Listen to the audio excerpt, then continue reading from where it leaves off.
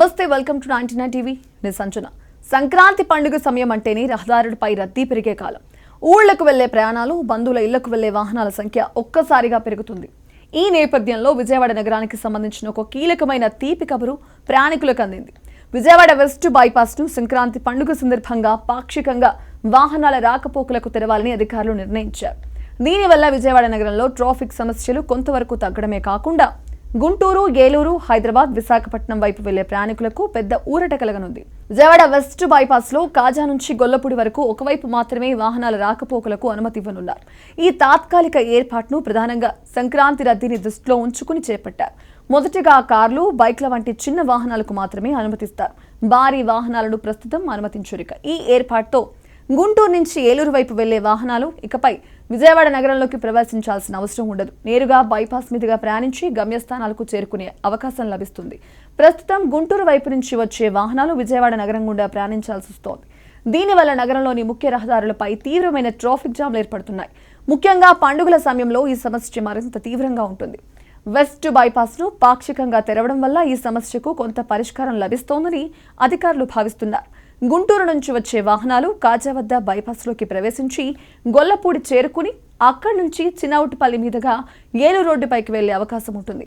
అలాగే హైదరాబాద్ వైపు వెళ్లే వాహనాలు విజయవాడ, హైదరాబాద్ జాతీయ రహదారిని నేరుగా చేరుకోవచ్చు. వెస్ట్ బైపాస్ నిర్మాణం విజయవాడ నగరానికి ఎంతో కీలకమైన ప్రాజెక్ట్. ఈ బైపాస్ లో భాగంగా కాజా నుంచి గొల్లపూడి వరకు మొత్తం 17.88 కిలోమీటర్ల మేర రహదారిని నిర్మిస్తున్నారు. ఇదే కాకుండా గొల్లపూడి నుంచి చినౌటిపల్లి వరకు సుమారు 30 కిలోమీటర్ల పొడవున 6 వరుసల హైవే నిర్మాణం పనులు కూడా చేపట్టారు.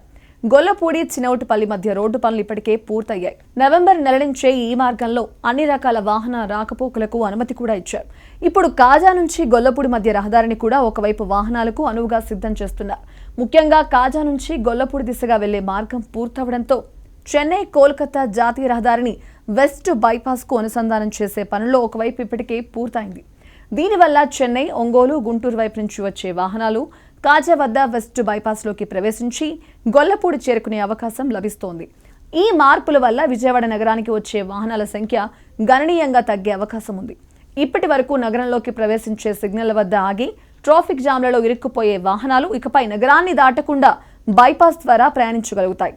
ఇది ప్రయాణ సమయాన్ని తగ్గించడమే కాకుండా ఇంధన వినియోగాన్ని కూడా తగ్గిస్తుంది. వెస్ట్ బైపాస్ లో వాహన రాకపోకలను మరింత సులభతరం చేసేందుకు అధికారులు పనులను వేగవంతం చేశారు. ప్రస్తుతం ఏలూరు, గొల్లపూడి వైపు నుంచి వచ్చే వాహనాలకు రాష్ట్ర సచివాలయం, హైకోర్టు వైపు మళ్లించేందుకు ప్రత్యేక ఏర్పాట్లు చేస్తున్నారు.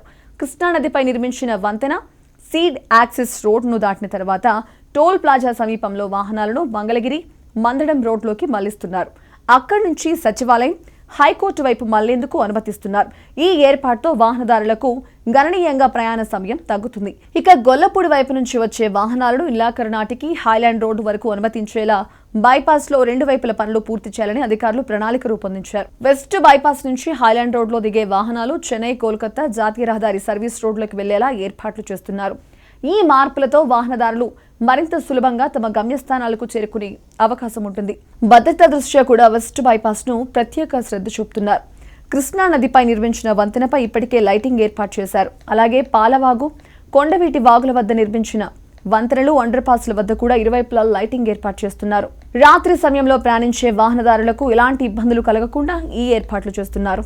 మార్చి నెలాఖరులోగా వెస్ట్ బైపాస్ లో పెండింగ్ లో ఉన్న అన్ని పనులను పూర్తి చేయాలని అధికారులు లక్ష్యంగా పెట్టుకున్నారు.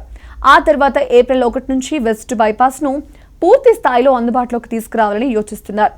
అప్పటి నుంచి చెన్నై, కోల్కతా జాతీయ రహదారిపై వెళ్లే అన్ని రకాల వాహనాలకు ఇరువైపులా పూర్తి స్థాయి అనుమతి ఇవ్వనున్నారు.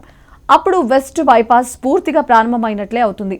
వెస్ట్ బైపాస్ పూర్తి స్థాయిలో అందుబాటులోకి వస్తే విజయవాడ నగరంలో ట్రాఫిక్ సమస్యలు గణనీయంగా తగ్గుతాయని అంచనా వేస్తున్నారు.